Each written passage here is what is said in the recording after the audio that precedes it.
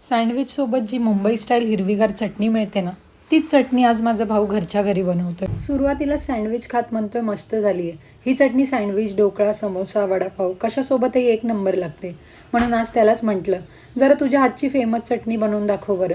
आता बघा, ही चटणी एवढी डार्क ग्रीन आणि फ्रेश का दिसते?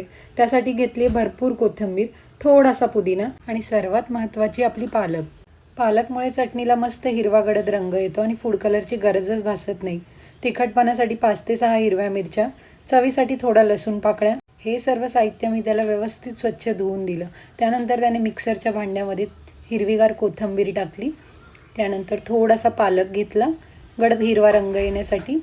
मग सर्वात महत्त्वाचा म्हणजे पुदिना घेतला. आता पुदिना या ठिकाणी त्याने जास्तही नाही टाकला, थोडासा कमीच घेतला आहे, कारण जास्त पुदिना टाकला तर सर्व फ्लेवर पुदिनाचाच येतो. त्यामुळे पुदिना थोडासा कमी टाकला आहे. त्यानंतर 5 ते 7 हिरव्या मिरच्या घेतल्यात. तर आपल्याला तिखट बनवायचं आहे त्यामुळे हिरव्या मिरच्या घेतल्यात आणि लसूण पाकळ्या घेतल्यात 6 ते 7. लसूण पाकळ्या जरा कमीच घेतल्या. त्यानंतर चवीनुसार मीठ ॲड केलं आणि टेस्ट अजून भारी यावी म्हणून थोडासा चाट मसालासुद्धा ॲड केला आहे. चाट मसाला जो आहे तो पण एकदम कमी प्रमाणात टाकायचा, जास्तही नाही टाकायचा. आता आपली चटणी परफेक्ट बाइंड व्हावी म्हणून एक मस्त ट्रिक, 2 ब्रेड स्लाईस बारीक करून टाकले. क्वांटिटी जास्त असेल तर 2 ब्रेड, नाहीतर एका ब्रेडमध्येही काम होतं. आता आपण जेव्हा हे ब्रेड ॲड करतो ना, तेव्हा जी आपण चटणी बनवतो ना, ती चटणी एकदम घट्ट आणि छान तयार होते. आणि आपल्याला सँडविचसाठी अशीच चटणी लागते, जी थोडीशी घट्ट असते. कारण पातळ चटणी ब्रेडवर व्यवस्थित लागत नाही, त्यामुळे आपल्याला चटणी थोडीशी घट्टच हवी असते. त्यामुळे त्याने या ठिकाणी 2 ब्रेड स्लाईस ॲड केलेत. आत्ता सर्वात शेवटी आपल्याला हे आईस क्यूब टाकायचे. हे त्याने का टाकले ते मलासुद्धा नाही समजलं. बहुतेक चटणी फ्रेश आणि थंड राहावी म्हणून असेल. असो, जर तुम्हाला परफेक्ट चटणी बनवायची असेल तर हे सर्व साहित्य तुम्ही आधी घेऊन या. त्यानंतर आता थोडासा पेरी पेरी मसालाही टाकला आहे. आता हा पेरी पेरी मसाला कशासाठी टाकला आहे तर फ्लेवर येण्यासाठी. ह्याने खूप छान फ्लेवर येतो.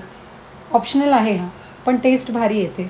जर तुमच्याकडे अवेलेबल असेल तर टाका, नसेल तर काही हरकत नाही. त्यानंतर आता मिक्सरचं भांडं व्यवस्थित मिक्सरला लावून घेतलं आणि आपल्याला छानपैकी बारीक करून घ्यायची आहे चटणीसाठी. तर क्वांटिटी जास्त होती त्यामुळे बारीक झालं नाही. तर त्याने काय केलं की थोडंसं सिप करून थोडंसं पाणी ॲड केलं याच्यामध्ये आणि पाणी ॲड केल्यानंतर मिक्सरला व्यवस्थित बारीक करून घेतलं. आणि आता पाहू शकता तुम्ही काय कन्सिस्टन्सी आली आहे चटणीची, खूपच छान. आणि कलरसुद्धा खूप छान आला आहे चटणीला. आणि आता बघा, हा आपला फायनल रिझल्ट आहे. मस्त हिरवीगार गडद रंगाची एकदम फ्रेश दिसणारी मुंबई स्टाईल चटणी तयार झाली आहे. मिक्सरमधून बाहेर काढल्यावरच तिचा सुगंध इतका भारी येतोय ना की लगेच ब्रेड घेऊन सँडविच बनवावं असं वाटतंय. ही चटणी फक्त सँडविचसाठी नाही हो, ढोकळा, समोसा, वडापाव, कटलेट, भजी अगदी कशासोबतही एकदम झकास लागते. आणि सगळ्यात भारी गोष्ट म्हणजे या चटणीमध्ये कुठलाही फूड कलर नाही. हा जो मस्त गडद हिरवा रंग दिसतोय ना, तो आला आहे आपल्या छोट्याशा सिक्रेट इन्ग्रेडियंटमुळे. ती आहे पालक. आणि खरं सांगायचं तर माझ्या भावाच्या हाताला इतकी चव आहे ना, त्याने इतकी मस्त चटपटीत परफेक्ट बॅलन्सची चटणी बनवली आहे ना की एकदा खाल्ली की पुन्हा पुन्हा खावीशी वाटेल. तिखटपणा, पुदिन्याचा हलका फ्लेवर, कोथिंबीरची फ्रेशनेस आणि त्यात चाट मसाल्याची चव, सगळंच एकदम परफेक्ट जमलं आहे. तुम्ही पण ही रेसिपी नक्की ट्राय करा आणि सांगाच कशी वाटली. आणि हो, अशी अजून घरगुती सोपी आणि टेस्टी रेसिपी पाहायच्या असतील तर व्हिडिओला लाईक, शेअर, कमेंट करायला विसरू नका.